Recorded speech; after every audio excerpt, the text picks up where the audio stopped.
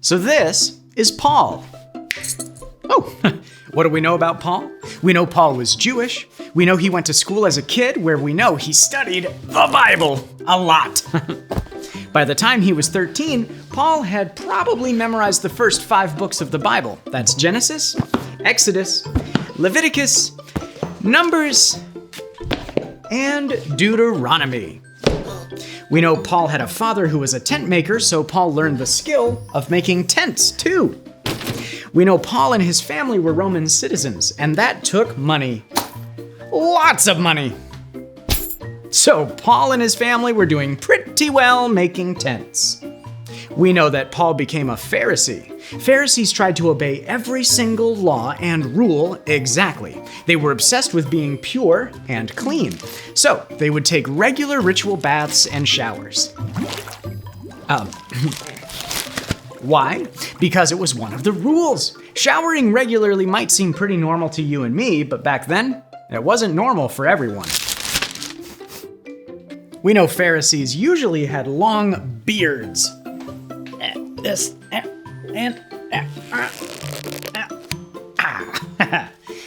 The longer the beard, the more impressive.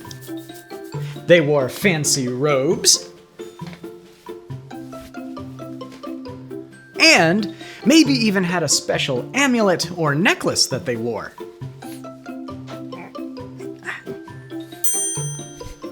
We know Paul and the other Pharisees probably learned to write on papyrus and copied scripture onto it so that eventually they would have their own copy of the Torah.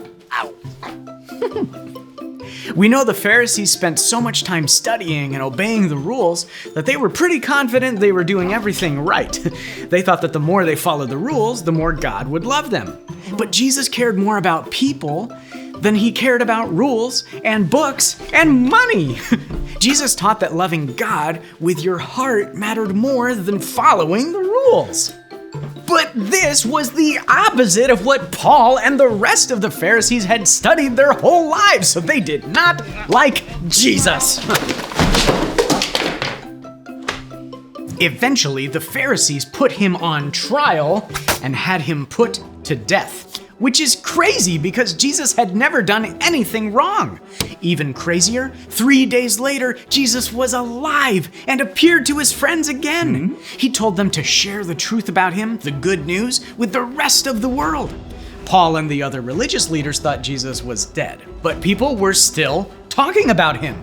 They punished these people. But even though they were punished, people kept on sharing and kept on believing.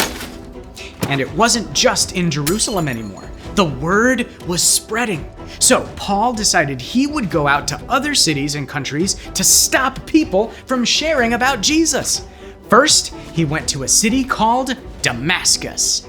Maybe Paul rode a donkey on dirt roads through the country. Maybe he saw a flock of sheep eating grass. Maybe he even saw a farmer planting seeds in a field. But suddenly, Paul couldn't see anything but a bright light. Brighter than the sun! Paul heard a voice say, "Paul, Paul, why do you persecute me? I am Jesus. I am the one you are opposing." Wait, Jesus? Paul thought Jesus was dead, but here he was, speaking to Paul by name. Jesus told Paul to get up and go into Damascus, but there was a problem. The bright light had blinded Paul. He couldn't see anything. 3 days later, God sent a man to Damascus to heal Paul. He placed his hands on Paul's eyes, and Paul could see again. Paul knew he had spoken to Jesus on the road and that Jesus was alive. He was immediately baptized and began to spend time with other followers of Jesus in Damascus. But instead of trying to hurt Jesus' friends, which had been his original plan, Paul agreed with them that Jesus is the rescue plan God had for his people. Jesus is God's son, and everything Jesus said is true. Paul was completely changed by meeting Jesus. He was brand new and wanted everyone to know the truth about Jesus. And Paul wouldn't just stay in Damascus. Paul spent the rest of his life traveling to the world to share the good news of Jesus with as many people as he could.